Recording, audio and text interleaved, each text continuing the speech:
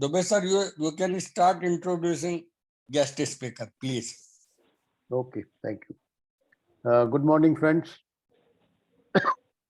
Our speaker this morning is Mr. Prasad Gogada.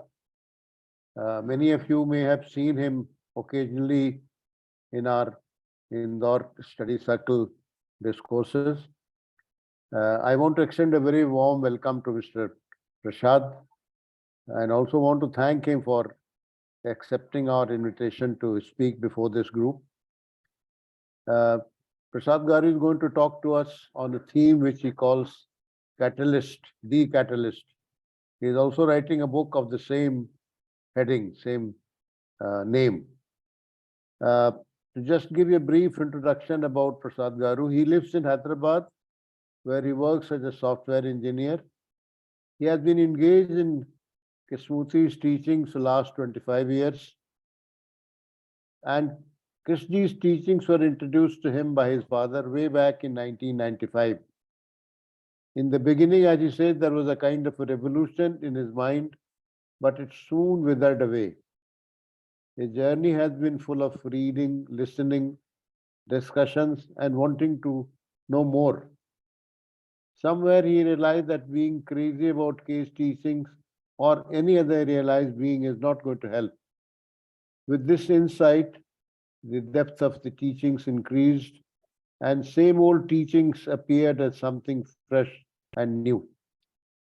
With this brief introduction, I would request Prasad Garu to please go ahead with the talk. You can take as long as you want, but leave at least 20-25 minutes for people to ask questions and answers. So it's all yours, Prasad Garu. Please go ahead. Okay, yeah. Thank you. Thank you so much, sir. Thanks for the introduction. And namaste to everyone who came here.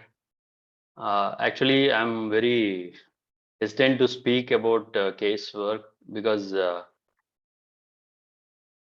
as we all know that it's kind of a legacy of 60 years, and he took us into every corner of our psyche, and he hold our hand and introduced to the different concepts, which is the real foundation of anyone's life actually, but which is ignored in the human society.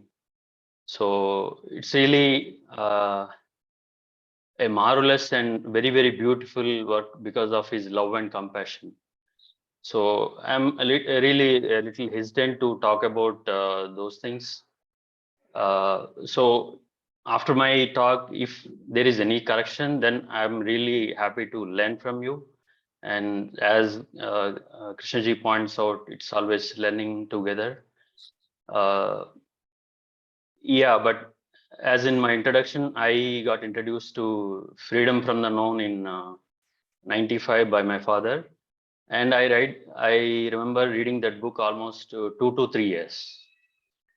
Even when there are exams, I used to keep that in between my subject books because my parents were not happy that I'm reading so much of Krishnaji.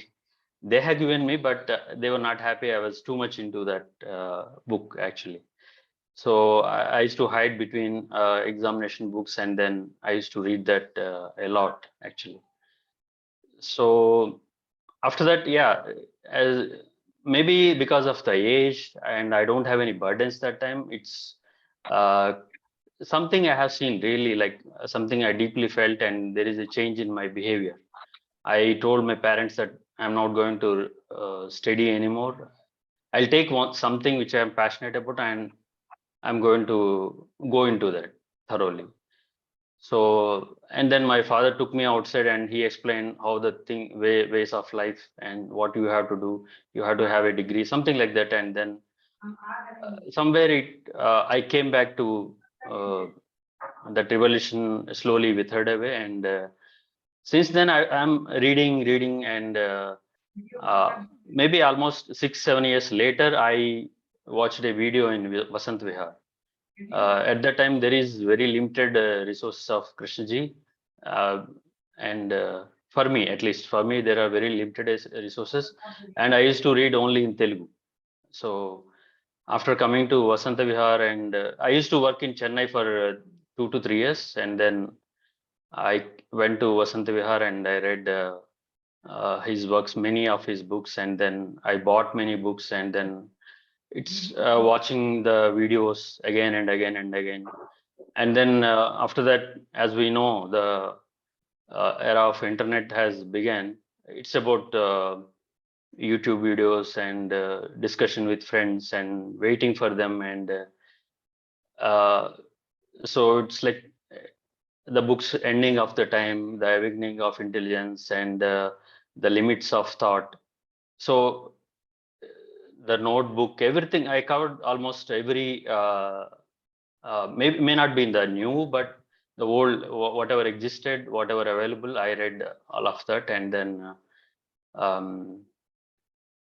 yeah, what happened in between is like my family's financial status has collapsed. Like we came to the roads, and then again I have to take care of the family and all the burdens, the burdens of livelihood, everything came to uh, me actually. So it's a kind of conflict, constant conflict between what I'm reading, what the way K explains the things, and then what I'm doing with my life. There is always a conflict between these two.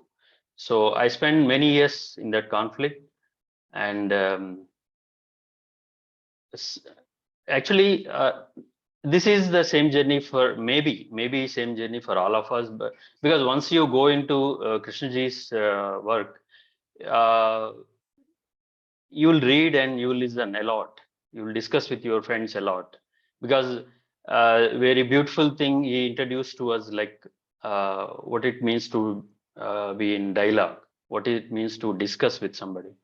So once you see that beauty, obviously we will discuss with our friends and who are available, and all these things happen in all our lives. Who is reading K? So whatever the new thing that happened in the recent past, like maybe in the 6 7 years, what has happened, that I want to talk about more. That is somewhere I got few thoughts, like uh, so whatever happening when I'm reading or listening to K, can that happen when I'm alone? I think this is the thought that somewhere began in my. These are the questions which I some put to myself actually. So I'm discussing now with you, and we are discussing about let's say suppose consciousness and thought process. Now there are sparks of insight because of what you are saying or what I'm telling. There is a sparks of insight, and when I'm listening to K, the same thing happens. It doesn't matter whether they stick to us, whether they come to our behavior, but definitely there is beautiful insights about our psyche. So can they happen when I'm not with a book, when I'm not with any video, or when I'm not discussing with my friends? So that is somewhere that is where it began actually, and definitely we cannot live with a book or a video. Uh, I don't think it's a good life if I'm reading the book all the time, or listening to somebody, or discussing with my friends about JK, but never applying, never I'm observing my own, I'm sitting alone and observing my own mind. Because that is what K emphasized, right? But because of my laziness or whatever, that's the most ignored thing. Observation is the most ignored thing, but the rest of the things I was very good at. I became very good at spreading the teachings and discussing and writing about it, this and that, but not observation, not really observation when I'm alone, not in my day-to-day things, day-to-day, whether it is my job or in other things. So that is where a small kind of turn happened to me, I think. And then from there, what I used to do is like take small sentences of JK, like a 2 or 3 sentences, and sit alone somewhere and think about it. right? Let's work out it. What is really behind those words? I used to do that here and there. But again, as I'm conditioned to spreading, and I used to come back again, and this is more pleasure discussing and reading books. So I used to come back to this mode actually. But whenever I recollected that whatever the question that came to my mind, and I used to go back and there once I really thought about like the title of the book, The First and the Last Freedom. Right? We have a book of J.K. With the title says the First and Last Freedom. So there it struck me like, what is really, why that title? Why the first and the last? And why it is, why those words are attached to freedom? Why the title? What is the real meaning of that? So that is where I think I just felt that somehow I have to enter into these teachings with freedom, not for freedom. So because if I'm going to that with a burden mind and with a desire to have some result, or if I'm designing solutions to my livelihood or to some problems of my psyche, so already I'm losing the quickness of the mind, and I'm entering there and I'm trying to understand. So I'll understand, but maybe according to my own conditioning, not what K is saying, not what he really saying. So that is one. Again, I'm opening all this for questioning, but that is what I feel like. Freedom is at the beginning. It's and throughout the journey. So this is what my understanding is as of now. So please give a thought about that title, The First and the Last Freedom. So apart from that, what I realized is few things I thought about for myself is why K avoids himself all the time in his meetings or in other things. Why he, if you see, not really with Anderson or with somebody, but in public talks, actually. In public talks, if you see, a general person can't stand more than 5 minutes, or even a minute he cannot stand to those meetings. They're really boring for the a common man, maybe even for us also sometimes.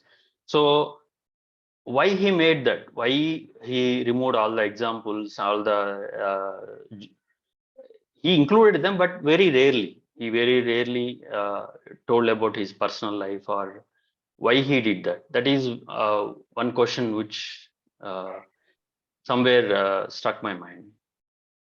And there I want to tell a Zen quote like when when the student is ready, the teacher will appear. But when the student is really ready, the teacher will disappear. And we all may know this quote, right?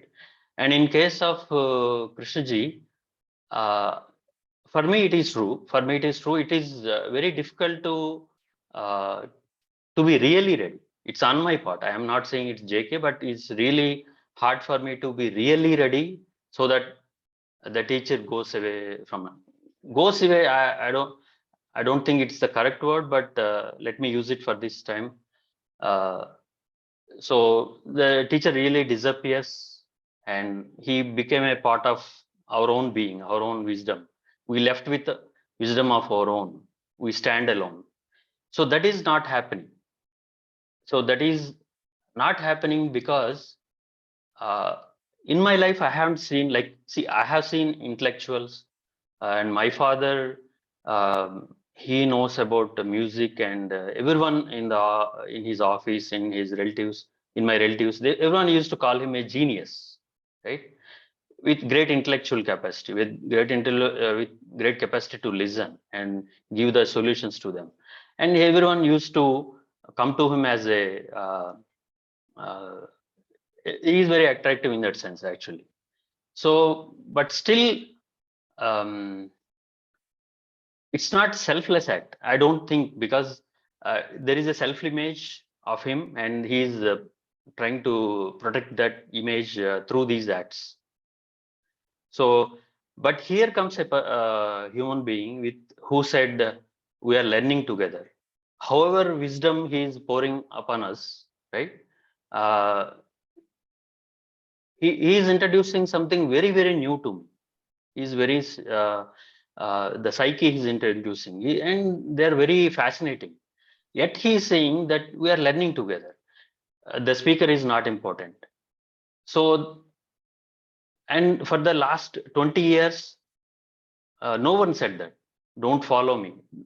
In my life, no one said, don't follow me. I'm not your guru. Whoever has given a little wisdom out to me, they never said this to me. And they secretly enjoyed when they become ideal to me. Right?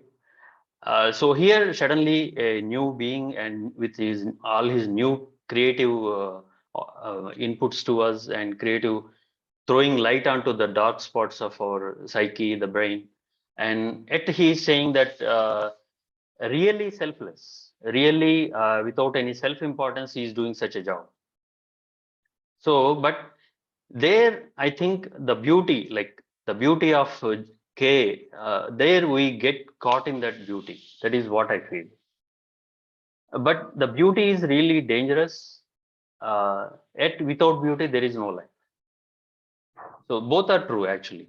So as K says, experience is experience when you go through it, not when you get caught or when you repeat the same old patterns.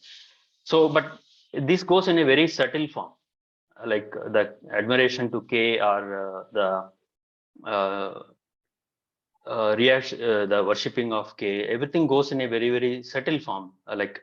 We may seem that we can observe in small acts of ours when we meet with our friends. How, no, this is my case. Like how I used to take pleasure in explaining different. In that scenario, K did like this. In that even he is living without self-importance.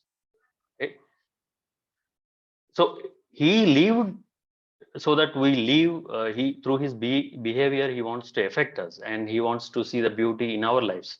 He has given importance to my life. He has given to importance to the life itself. Whereas somehow I'm giving importance to K and his beauty. So I'm not trying to bring that into. I'm not really doing the work to really bring that beauty into my life. So all the time, so there is no observation of my own psyche, and so this is what I observed in myself, and these things have really helped me to move out of these things. To get caught in, and when I go back to the teachings, they are really there. Somehow I ignored for all those years, but they are really there through his behavior. And I think once in Adyar or somewhere, uh, when he is moving to the car, and suddenly he sees a person, and he rushes to that person and holds his hand and says, "Sir, please don't look at me like that. Please don't look at me like that." Something like that he says. And so all these things now they're coming to light somehow when I go back to case teachings. So it's like I turned my back to case teachings, and then I went back. So there actually something dropped in me. I really can't really explain what happened, but now I'm seeing the real beauty of his teachings, how he negated and how he relentlessly negated his own being. Uh, and he emphasized that I should not be there in your life. My work is for your own wisdom, your own life, not that I stay in your life as a guru or whatever. Not in the slightest mode. I don't want to see you in my life. Sorry, myself in your life. So this is what my small finding is as of now. So apart from that,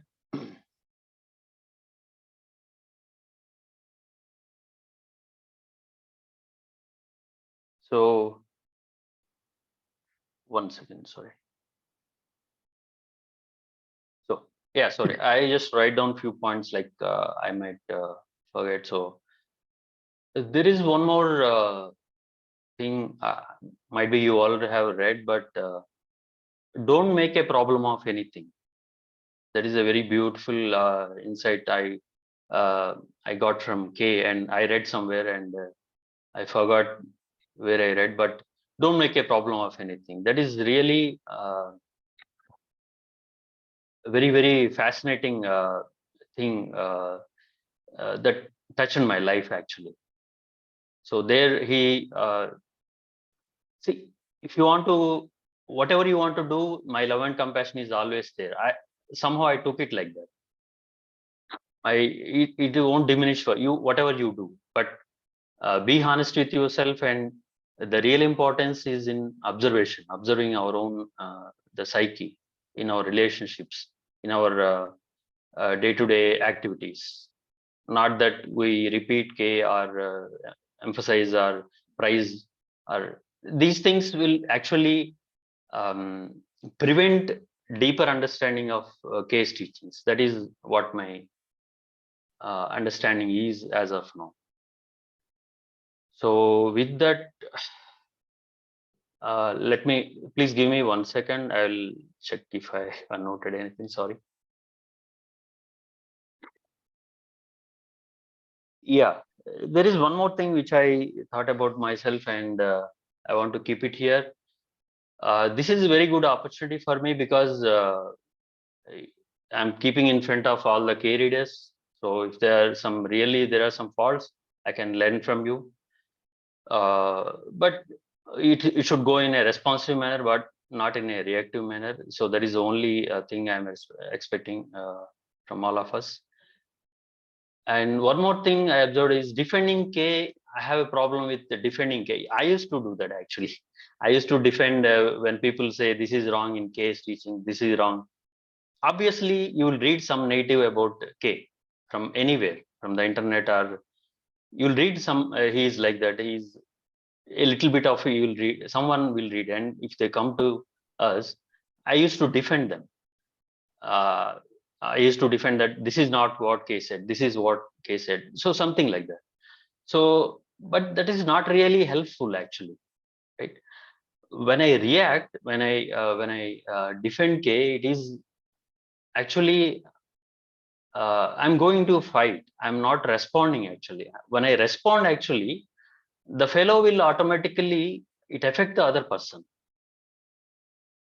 In my conversation, if I'm really not reacting, if I'm responding, he may without my verbal conversation, he may feel something different, right? And then he may be open to listen. But in the first phase, if I'm closing the door, and if I'm talking, it will never pass the door, right? So that is one thing which I observed in myself, and I still observe in conversations uh, uh, myself, even though I said that, but should it may not be spontaneous to me, but sometimes I go and defend K. But at the back of my mind, this understanding is now present. So this is one thing really helped me to how to deal with these things. And there is one more thing which I will talk about is discussions actually. Discussions that came from actually the awakening of intelligence. In the awakening of intelligence, Venkatesh and there is a beautiful discussion in one of the chapters. And we know Venkatesh, he's a very scholarly person, and he read all the sacred books of Vedas or whatever, right? And then he is discussing with K, and he's bringing all the Maharshis, all this and that, and there are 3 categories of people, all this kind of stuff he's bringing up.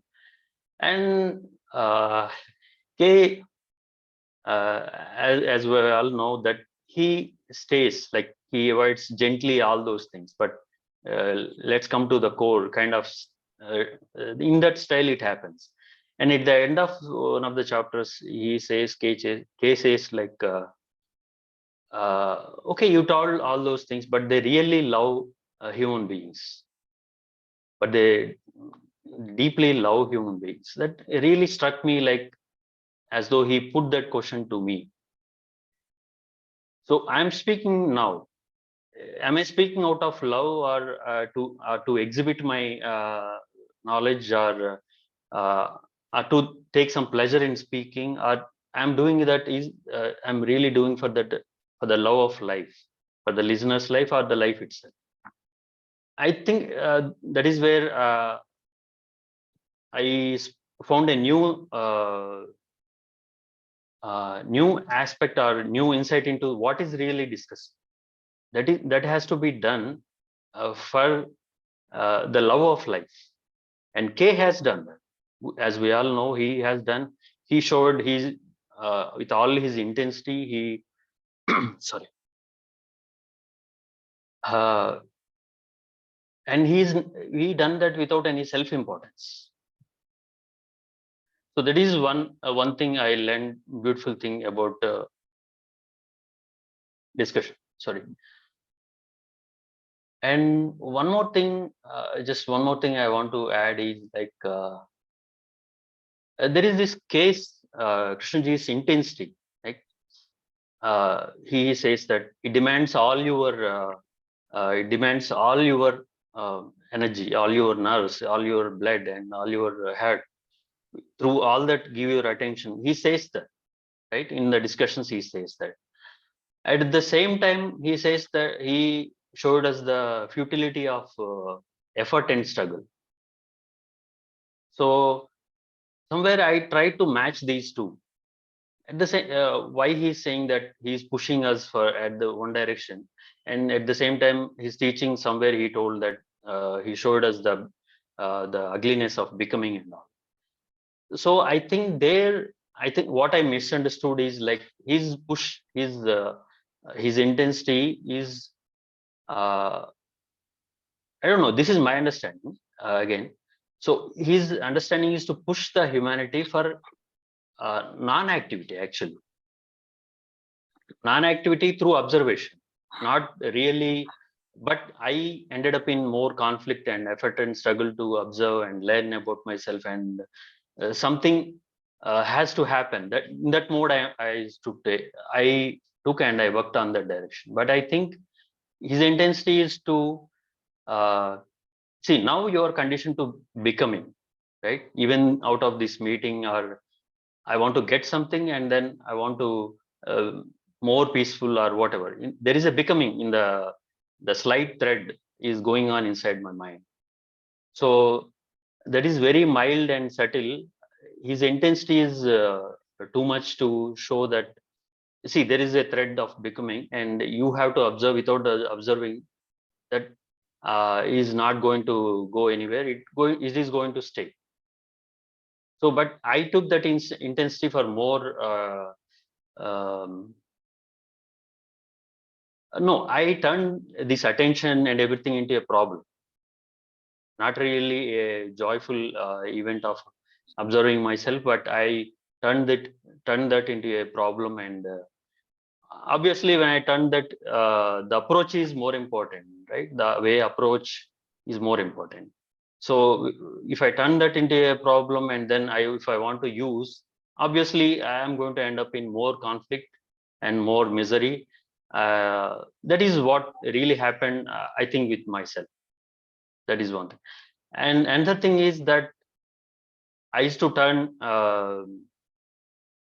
the mind has the habit of turning what Krishnaji's teachings. When you are listening to somebody, it turns into, even now it may be happening. It turns into some idea or formula, and I want to apply that in my life, for my livelihoods, for my success, or the worldly things. So I think that is entirely limiting the teachings. Like the capacity of the teachings is immense, but I'm limiting the capacity of the teachings for my worldly pleasures, to achieve my worldly pleasures or to solve my problems. I don't think it is there for us. It is there. They are meant for that.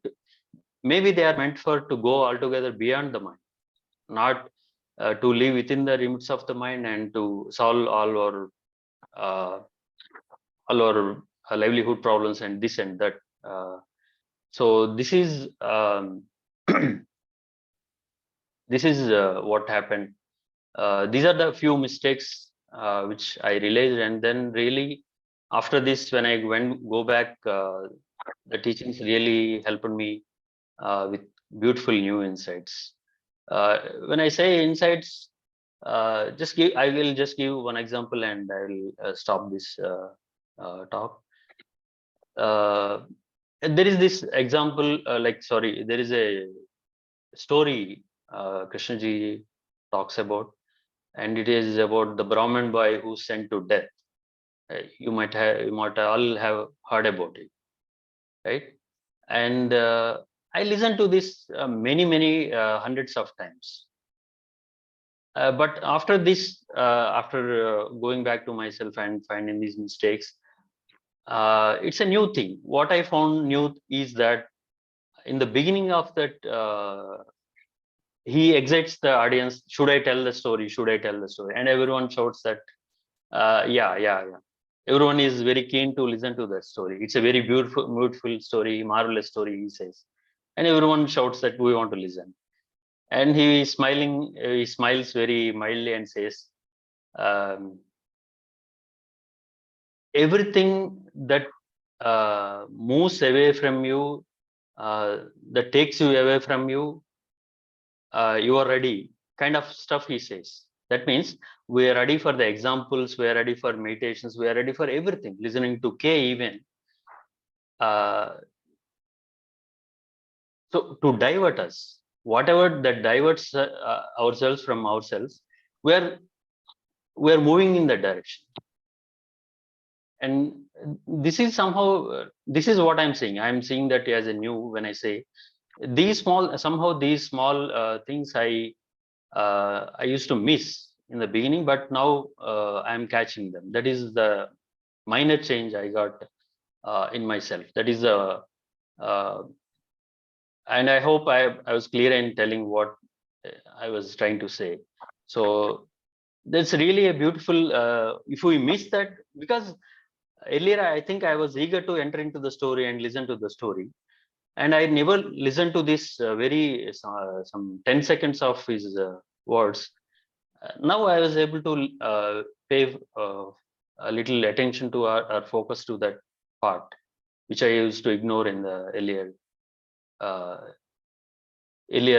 don't know, can I call it stage? I don't know. So earlier I used to ignore, but now I think those small things I'm gathering them. Yeah. So with this, I think I just want to conclude. It's so still I'm learning, and this will go on, as we all know, the learnings and everything. But somewhere I said, like, this paying attention and everything, it's becoming some kind of burden to me. So I want to relax first. I want to relax. I want to take they say, right, deep breath. Something I did that is a small thing I did. Like, I showed that courage to stop by myself, and I said, I'll take a rest. I don't want to move for time being. I will take rest, and then that is the small thing I did. There is nothing miraculous, nothing something superior about it. That is the only thing I did, and then after that relaxation, I think the approach, the approach corrected. Actually, my approach to the teachings corrected. My relationship to the teachings has corrected. Right. So maybe in the future I may come with more corrections. I'm not saying that is the final thing and I got everything, but as of now, I'm happy with this new mode of approaching them with I don't want a thing from the teachings. I don't want from any real teacher or I don't want really anything. What is important for me is my life. That is the only thing which is in my hand. And for my life, K is there or the any other Ramana Maharshi or so anyone is there for my life. My life is important. And they said that somehow I ignored, but they said that they emphasized that your life is important, not my teachings or whatever. But these are the mistakes I did, and these are the few learnings of mine. Yeah, I hope it makes a little sense, and I just want to stop here. So sorry. Thank you, Mr. Prasad. Thanks a lot for sharing your journey. You rightly said K was very reluctant in owning or explaining his teachings the way most of the gurus do that. And he never said that. At one time, I remember he said, it's not my teaching, it's the teaching. That means there is nothing other than what, and he experienced that in his whole life. I remember the last time he spoke in Rajghat in November 1985, before he passed away. A Buddhist monk asked him, "Sir, what will happen to the teachings when you are not here? And who will protect them?" And he said, the teachings don't need anybody's protection. And what will happen to them, sir, is not my responsibility, it's your responsibility. If you live the teachings, then they will remain what they are. Otherwise, they will meet the same fate as Buddha's teachings. So, I agree with you entirely that, we all go through certain experiences in reading Krishnaji's teachings or listening to him. But I think there are 3 stages. Others will share in detail. But first of all, you have to understand what he's saying, which is the intellectual understanding of what K is talking about. And second is, yes, if I have doubts, I ask, I inquire within, I have a dialogue or whatever, and then I say, yes, it's clear to me now, it is true. And third is it real in my life? That is the most important part. Unless it is true in my life, in my day-to-day living, it remains at the level of intellectual understanding. So these are the stages. I think there are people who have raised their hands. We'll start with Mr. Ravi Kaushal and then Dr. Harshad Parekh. Yes, Raviji, please unmute yourself.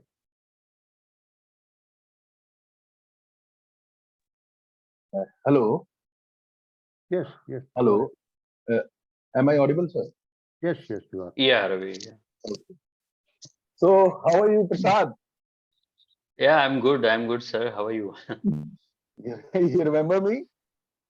Yeah. And how is that friend we met there in? Please ask in questions, Rishivali? sir. Please ask questions. Sir, let's discuss. Okay. I'll call you after this, and then we'll. Actually, I'm continue with excited. this. It's my old friend, so I'm just excited. So, my friend, you said that you make this observation into a problem. Is it so? Sorry. You said that you make this observation kind of thing into a problem. Yeah. So can you explain it more? How? Why? What do you think about this observation? Is it an I think. achievement? Why are you making it a problem? Yeah. See, what I feel is like whenever you get something beautiful, uh, without our awareness, very quickly, the thought can produce a similar kind of. See, let's say observation is a tool. Observation is a tool which you got, right? And then thought can prepare a similar tool and it can replace. Maybe I'm thinking I'm using that tool, but meanwhile it can reproduce a different similar kind of tool, and it can replace with real observation, right?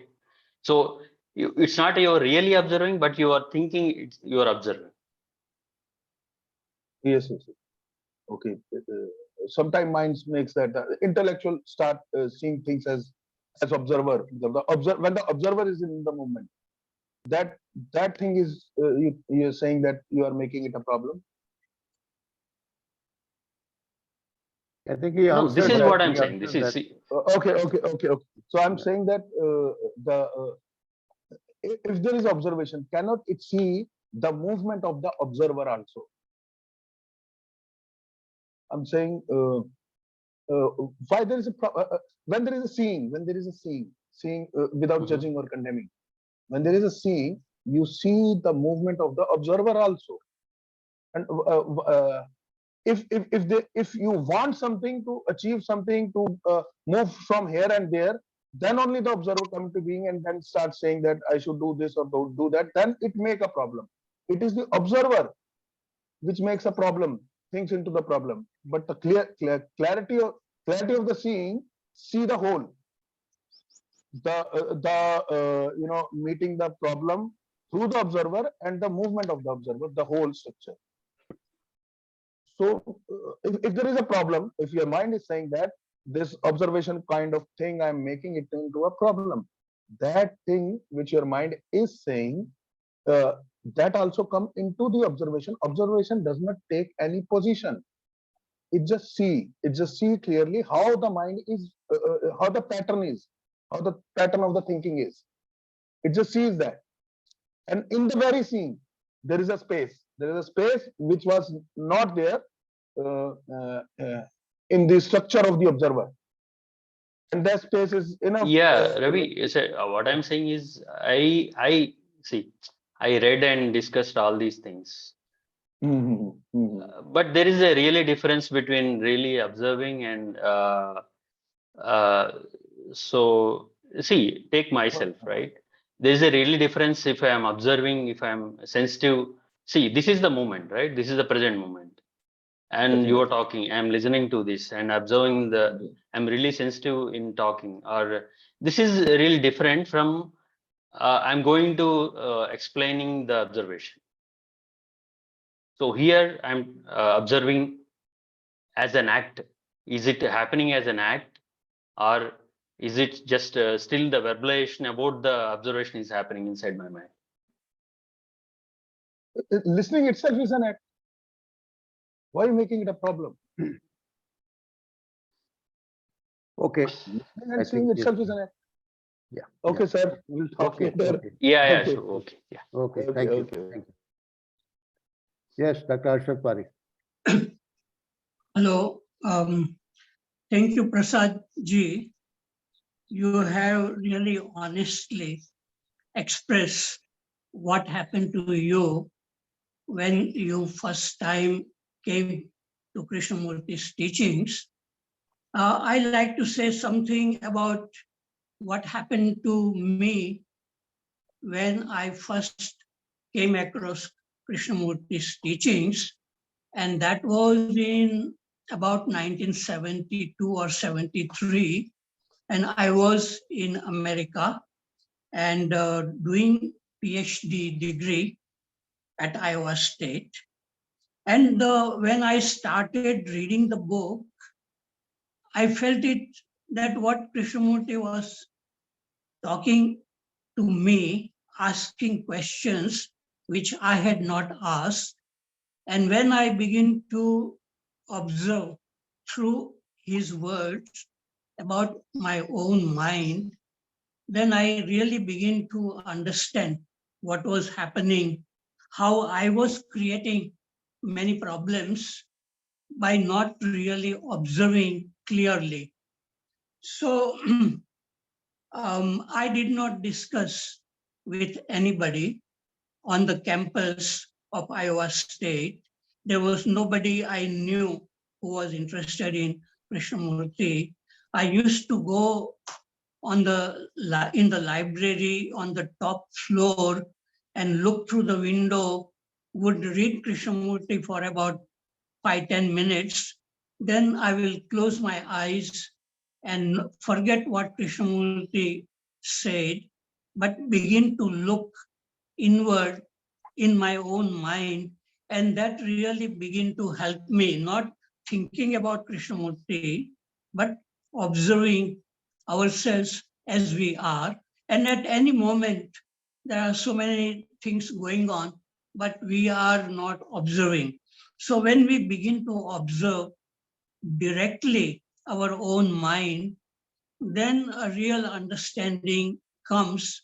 And so I begin to understand myself, and it begin to change my life also.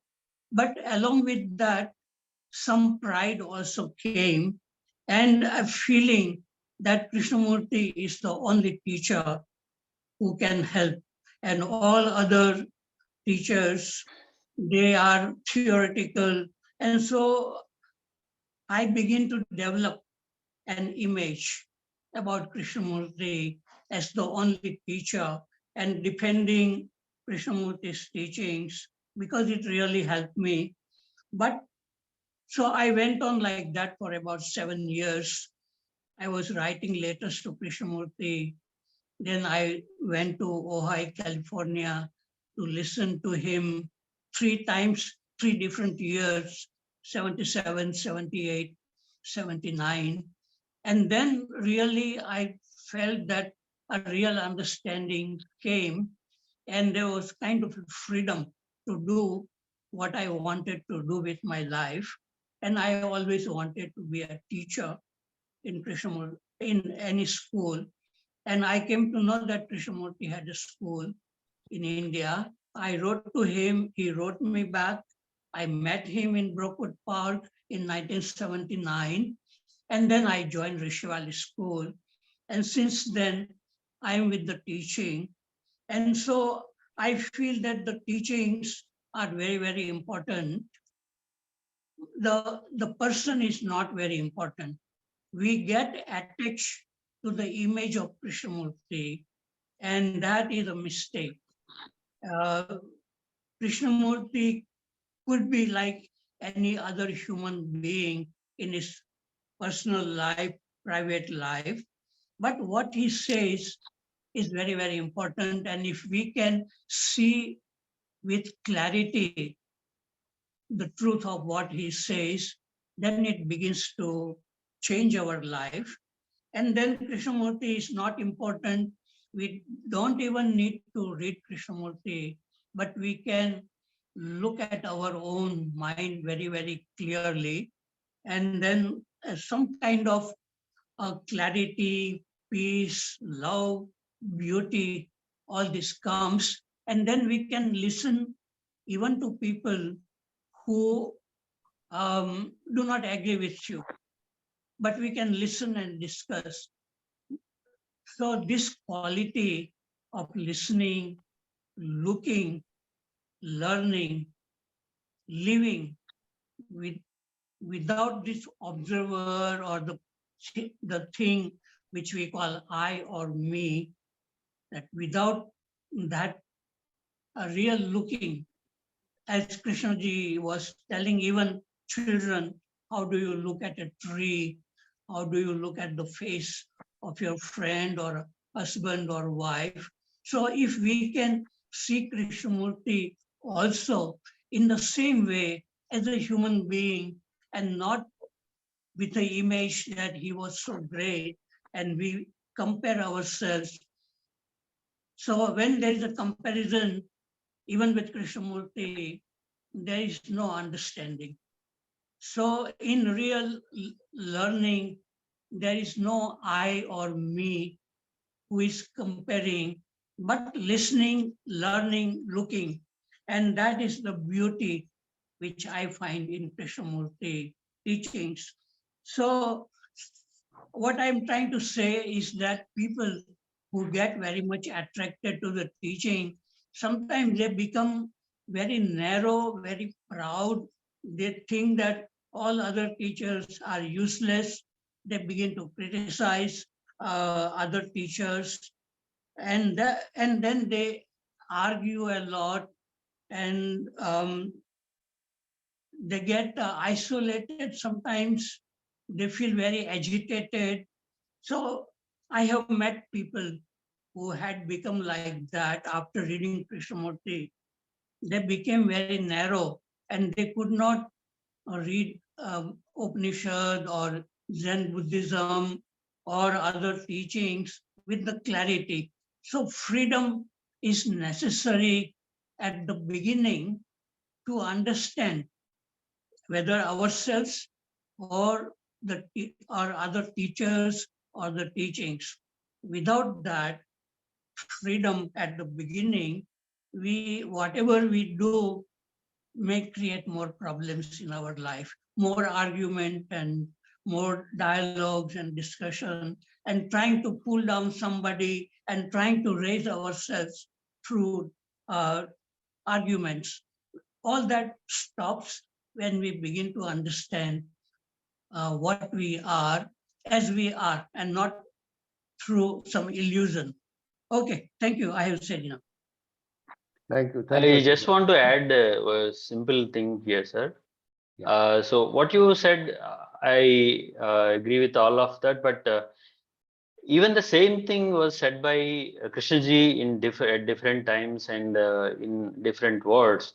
He said the same thing. He said he saw the same danger of people getting caught in his own the image, or they might not go beyond the image they have created about K.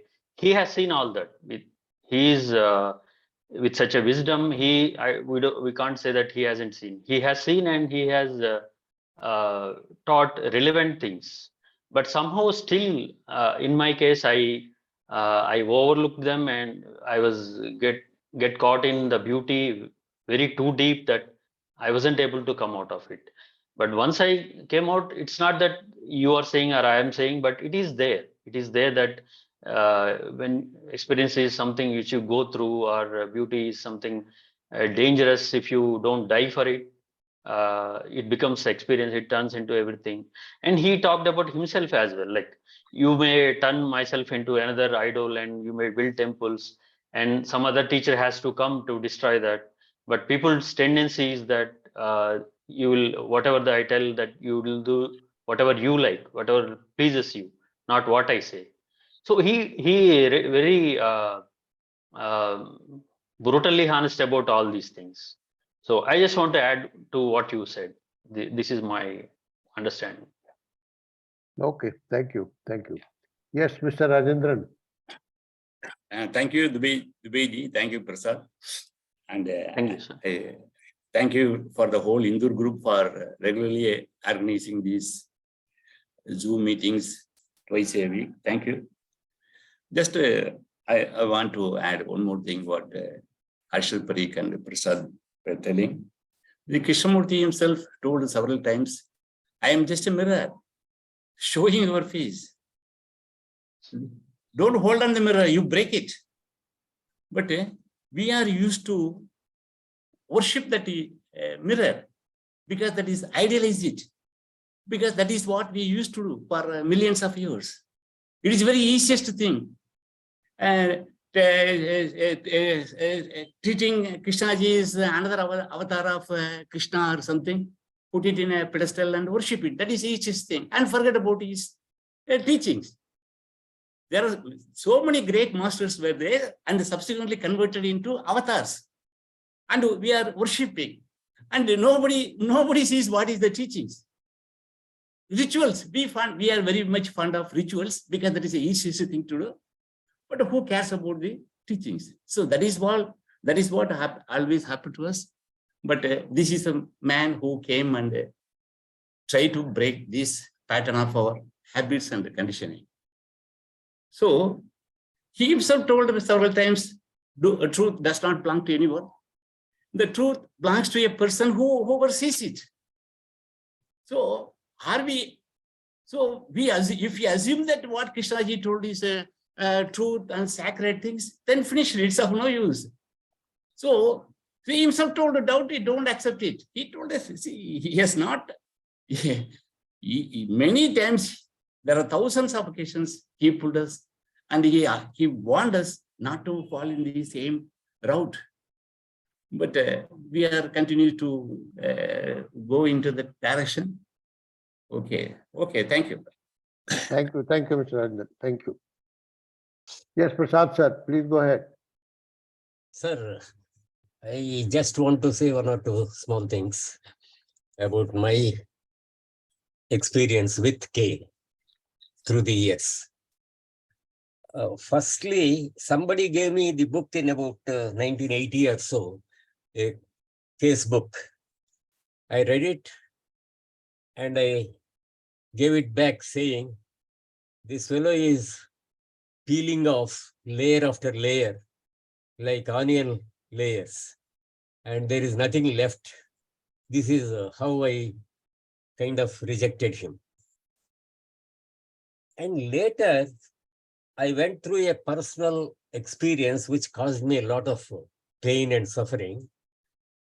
And at that time, I went through so many of the other books and gurus, like Gita and Saundarya Lahari and all that, those pujas and all that. I went through all of them. And then somehow again I came across a book of K from the Ramakrishna Mission Library. And I was attracted by that book. Then I sent somebody to Madras. He was going, and I asked him to go to Vasant Vihar and collect some books of K. He brought me some books. And at that time, it appears, when he met the then personal secretary, Mrs. Pama Patwardhan, what is her name? Mrs. Pama Patwardhan, the ways must be knowing. Sunanda Patwardhan. Sunandaji. And it appears Sunandaji said, the person who went from me, he met her and he told about me. Then it appears she said, this is the end of his journey. And it proved prophetic. That statement proved prophetic. Since 81 or 82 or something like that. Then I received a letter saying, if you are interested, K is coming to give lectures here in Vasant Vihar. And if you are interested, you can attend. I attended. And I was attracted by, you see, one of the reasons for my attraction is his language. I was a student of literature. And I was attracted by his language. That is one thing. And I also read his poems. I dabble in poetry and all that. And I was attracted by his poetry also. And gradually, in the initial days, I used to spend a lot of time, explaining K to others. They were not interested in K. They were obviously interested in pleasing me. And so they would pay some attention. I kind of disproportionate time I spent in sharing my enthusiasm for K at that stage. So, but after that, I had no problem with K, with any of his statements. Somehow all these statements appear to me quite true. When he asked people, you can go to Tirupati temple, shave your heads and all that, I enjoyed that. I really saw the meaning of that, his anxiety behind those remarks. I sympathized with him. So his statements never gave me any problem. Not that I entirely follow what he says, but I see the truth at least partially, of his statements. So for me, there is no problem at all with him. I can relax with any of his books. For me, all his books are the same, more or less, because he's saying the same thing in all the books, basically. There is nothing. I had no problem with him. And one thing more, I somehow think that I have no sympathy with, not that I do not like or I really dislike any other things, but I think after with K, there is no point in going back to Vedas and the Upanishads and the things like that. It is a waste of time. That is how I feel. I'm aware that Dr. Harshad Parekh, etc., they are much more eclectic. They pick the best from every corner and all that. But for me, this is the end of the journey. Thank you, sir. Thank you, Prasad sir. Thank you. Yes, Dr. Pradeep Verma. Yes, sir. Am I audible? Yes. Okay. Thank you. Thank you, Prasad. It Yeah, was thank you, good, sir. good to look at the young spirit in whatever age you are in. So you communicate it so much non-verbally. I won't call it even, I have no words for that, because the only word could be love. So that is what, and my observation is,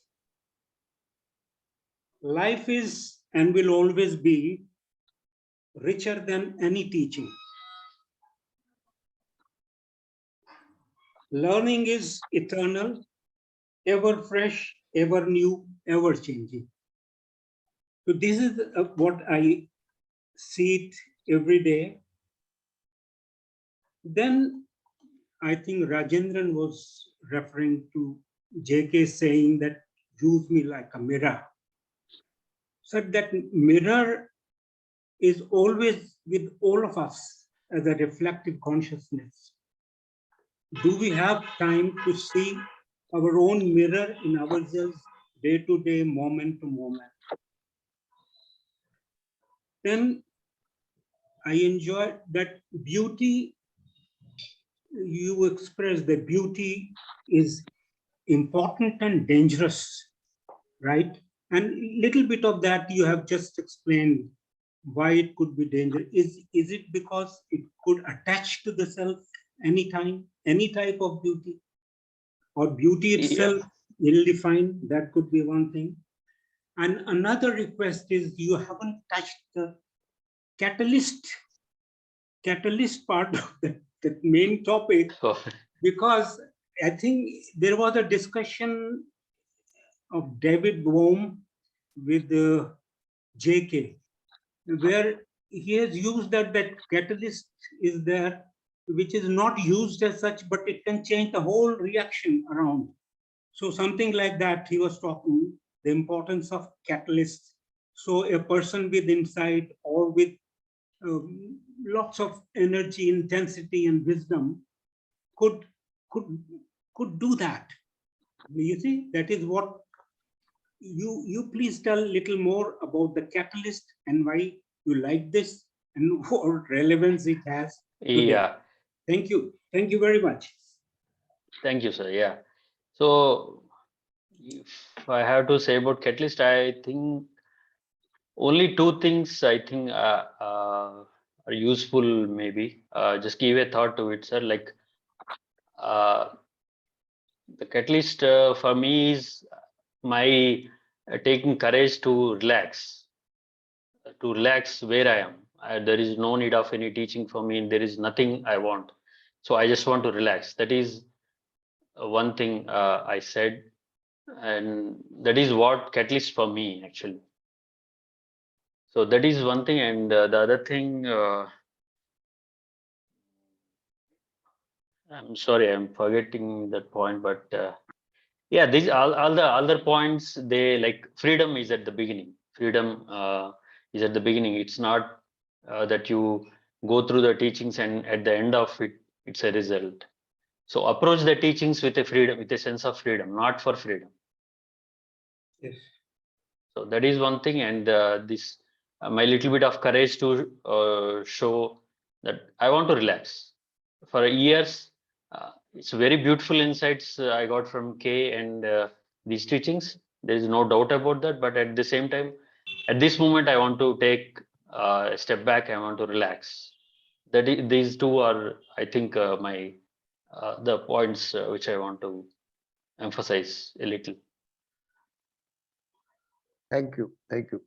Yeah, thank you, sir. Yes, Dinesh ji. Are you able to listen to me? Yes. Prasad ji, Yeah, sir. Yeah, I'm able to listen. I am very much impressed by your picking up that statement. Don't make issue of anything. And I think that applies to particularly to you. And I'm very clear in my views that we have to not to treat JK as authority. And as you said rightly, we have to remove JK from the teachings. And we have to focus only on the teachings. My observation is there are two parts in teachings. One is general part and one is individual part. So general part is like he says when thoughts are having limitations and all that, that is applies to everybody. One has to understand that what conditioning does, what are the limitations of thoughts and all that. The another part is individuality. When he said die to the past or drop the things immediately when you see that see the truth of it and you drop the things. Are you able to drop your hurt feelings immediately? That one has to see. Because here the part which is important in my views is self-knowledge, self-knowing. When you undergo through your self-knowing, as you rightly said, you are observing, say you are using a tool like observation. So whether that observation, you are sensitive, you said rightly that in the present moment what you are doing, you are sensitive and you are observing at the same time what is happening with you.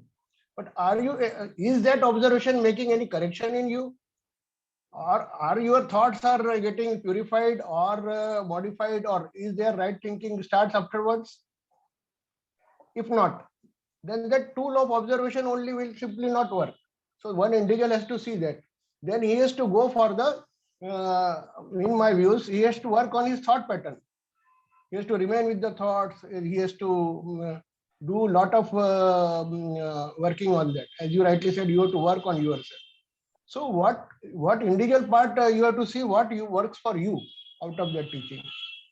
It may be true for Krishnamurti. It may be working for him. So does it work for you? So don't treat Krishnamurti as authority. Remove Krishnamurti from the teaching and focus on the teachings. So there are, as you said, freedom is at the beginning. Is it true for you? You said you are in conflict and you are this thing. Then how the freedom can be there? So whether you are getting freedom out of after working, or you are already available that freedom in the beginning. You said you want a rest or you want a gap. This immediately shows that you don't have the freedom, that freedom available. If that freedom is available, then there is no question of asking for a gap. So if you are asking for a gap, means you are burdened somewhere.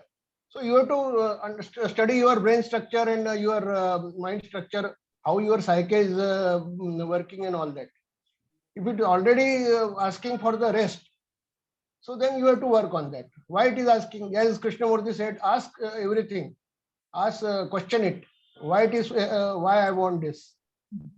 So these are my views. One has to see for the individuality, and one has to also focus on the general statements or general teachings of the Krishnamurti. Thank you.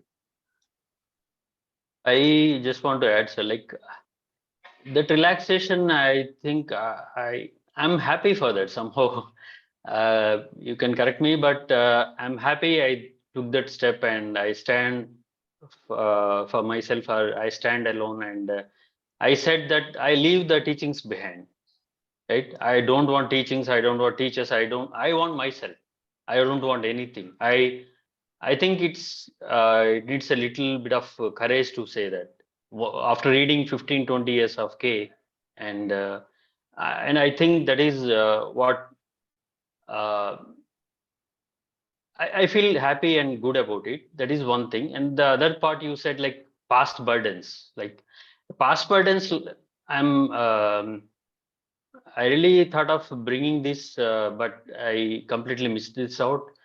But past burdens, there is one beautiful incident I read, and it really affected me. Really affected me. Like now, I can't say that I did something to die to my past, but it is really happening. So I can't claim that I did something, I read that, and I understood that, and then this happened. No, I was just randomly going through some material, and then I came across a case life incident, and then it struck me. I felt his psyche actually. I felt his. Oh my God, he's really dying to the past. He's really dying to the past. So that feeling, if I might have thought about it, I might have lost it. But silently, it crept into my mind. It really helped me to die to the past without my knowing. So, and that incident is recently I posted in one of our group. Like once he is coming out of the meeting, he shook hands to everyone who is standing there, and everyone introduced to him. And when he goes to the last person and he says, "Who are you, sir?" He says, "I am Raj Gopal." And you know, if you really can feel that, it's something. There is no need to work hard. There is no need to read, at least to die to the past. And as we know, what is the relationship between Raj Gopal and Krishnaji? Right? For 30, 40 years, you were troubled by a person, and suddenly you were saying, "Who are you, sir?" Right? It's something. Yeah, that really helped me, and without my knowing, it's like the past is diminishing into the past actually. So only the necessary memory is remaining, and the other is dying without my knowing. That really helped me, and I thought of bringing it, but I completely missed it here. Sorry. And thank you for saying that, sir. Saying that past burdens. Yeah, thanks. Thank you. Thank you. Yes, Harshad bhai. Yes, you mentioned, Prasad ji, don't make a problem of anything.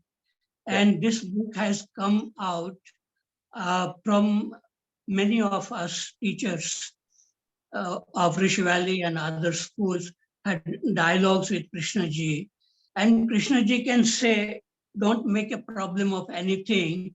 But when the problem really comes, like somebody says something unpleasant and the anger or a reaction is coming, are we really watching?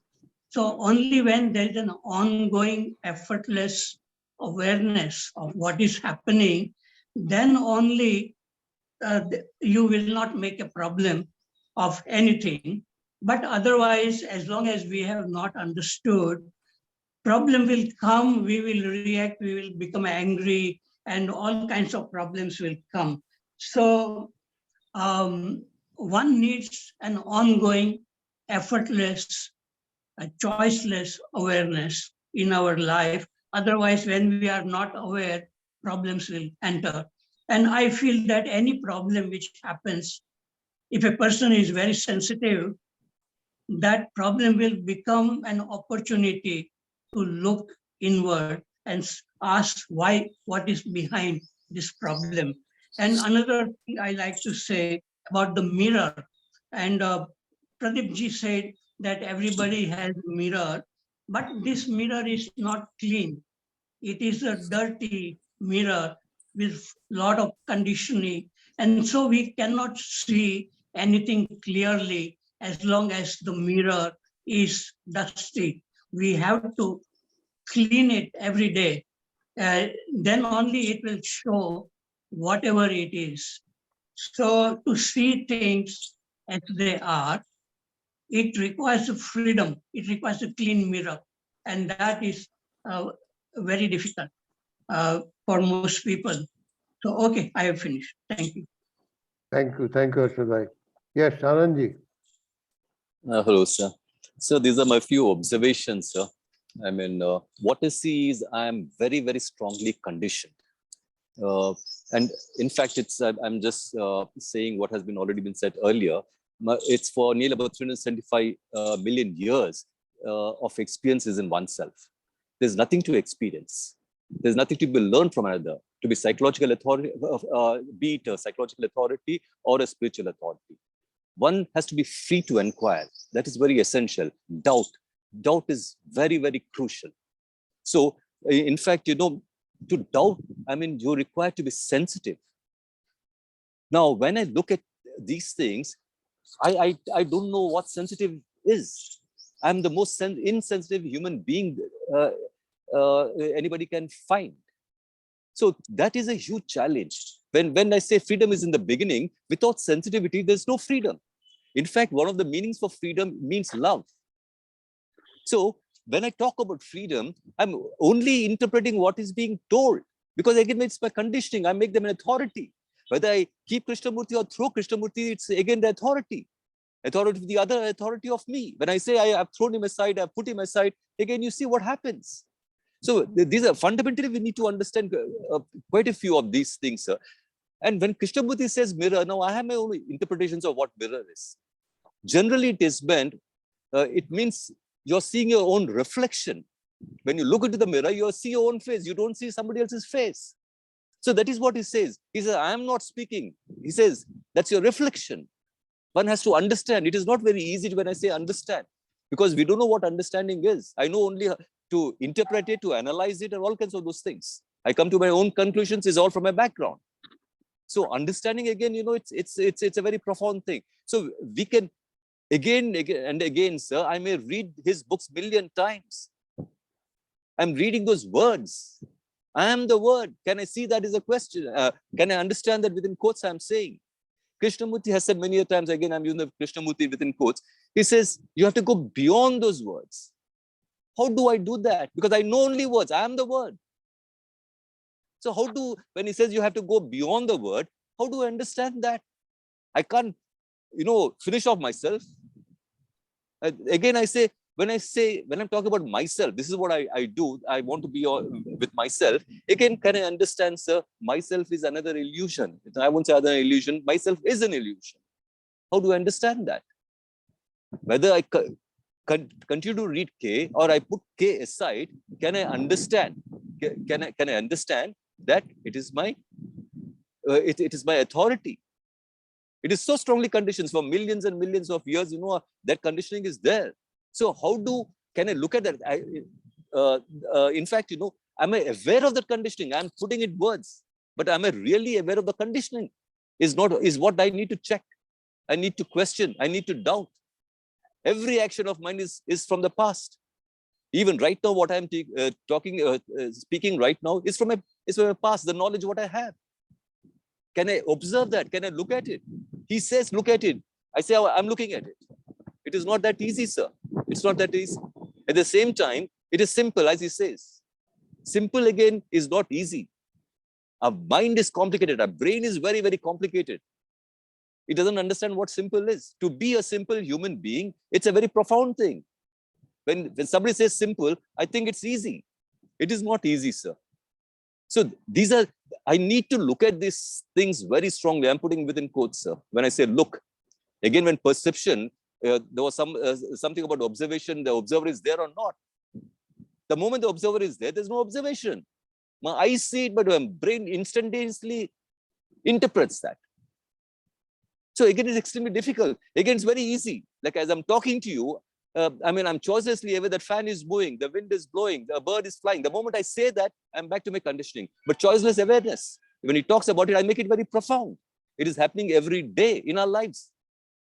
As I'm talking to you, it's so many things are happening, and it's the moment I mention it's happening, I'm back to my conditioning. But it is there.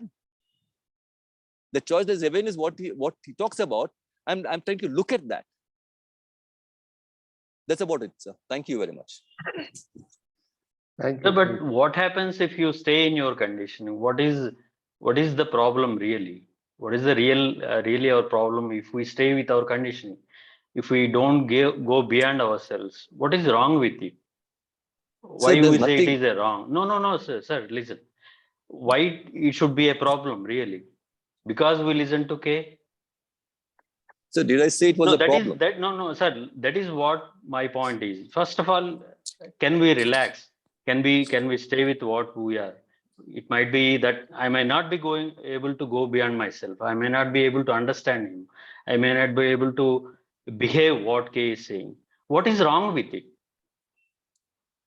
The moment I say I'm wrong, I'm feeling suffering that I wasn't able to do. I'm already making it into a problem, right? And I want to solve it.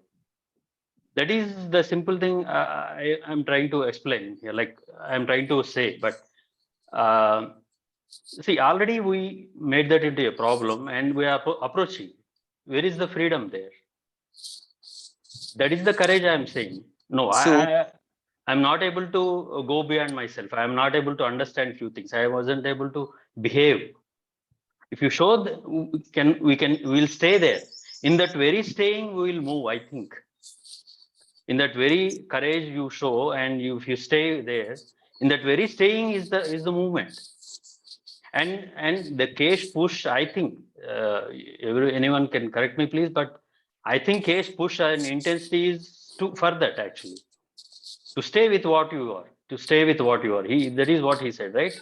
But we are after listening many things, we are saying that how can I go beyond? How can I no, sir, that is a wrong approach, I think. So it's not how to go beyond the words. He said, I mean, those are his words. Can you go beyond the words? I know only words. I said, I am the word.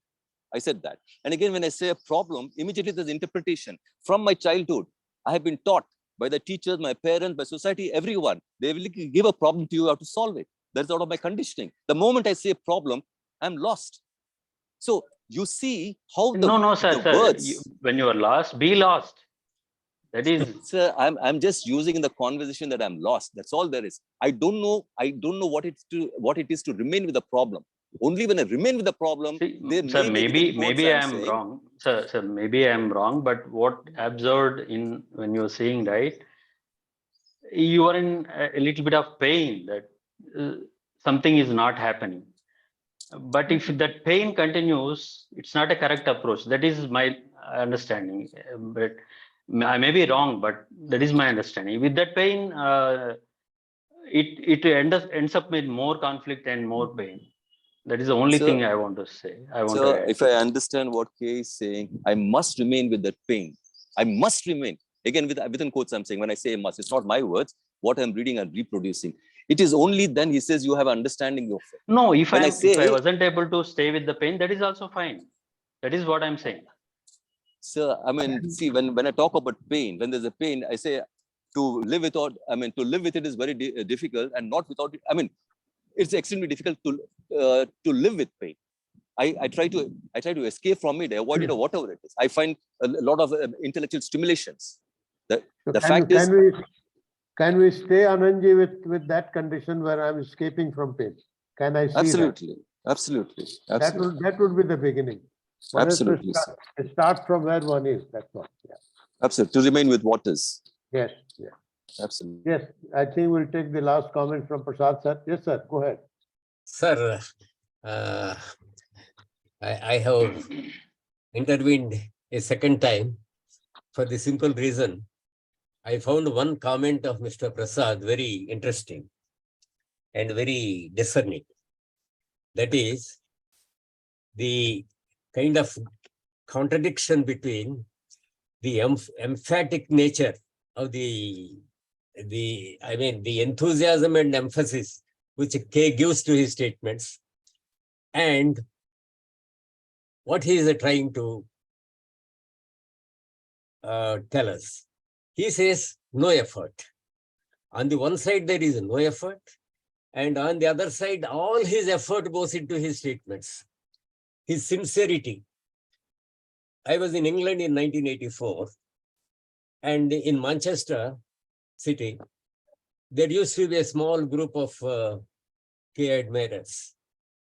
They used to meet on some Saturdays evening or something like that. And one of them said, other people's statements come from their lips. K's statements come from his guts. That shows his authenticity, his sincerity, his earnestness. Somewhere he doesn't like the word sincerity. He says earnestness. So it is the earnestness of K. What is he trying to tell us? Why no effort? No effort because shed everything, shed the tradition, shed the importance you are giving to intellect. Let other faculties come into play, like your heart and like your perception and things like that.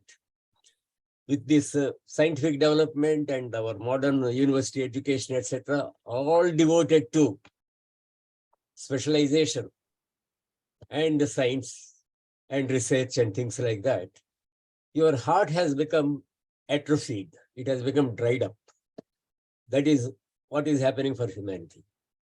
And so when you shed these things, so many of these things, your modern materialism, consumerism, all these things, you shed all these things, you become so light. And you don't require any effort for this, for shedding, you know. For acquiring, you need effort. For shedding, you don't. So he is like a sculptor, sculpting, chiseling, and removing the waste, removing the extra stone. So that contradiction is quite understandable. Is very, I mean, it is something that adds to the attraction of K. His emphasis, the way he makes his statements, it cannot come artificially. It is not something borrowed. It is very natural. That thing on one side, his emphasis on one side, and the lightness of the result he is trying to achieve on the other. Thank you, sir. Thank you, Prasad sir. I think we have come to the close of the session now. Sorry, Rajendran sir, we'll hear you next time. I want to thank Mr. Prasad Gogada for being with us and bringing out something which has generated so much questions and all that. Thanks a lot, sir, for being with us. Thank you for giving me a place here, sir. Thank you. Thank you. Welcome. Next Sunday, we'll have Mr. Michael Mendiza, and he'll be talking on inviting insight. His timing at 10:30 a.m. So it's half an hour earlier than our normal programs. So please make a note of it. We'll circulate the notice. 10:30 a.m. next Sunday, Michael Mendiza. Thank you. Thanks a lot. Bye-bye. Thank you. Thank you. Thank you very much, Dubey sir. Thank you very much, speaker sir. Yeah, thank you. Thank you so much, sir. Yeah. I request you, whenever you feel like coming, whenever you feel like sharing something, you are most welcome. You just Thank you, sir. Thank you so much. Yeah. Thanks a lot for you. Yeah. And thank you. Is there anything would you please attend, Michael Mendiza? Yeah, sure, sir. Definitely. Yeah. Thank you very much. Be a part of this group also. Yeah. Sure, sir. Sure. Yeah. Thank you. Okay, Modak sir, you can end it now.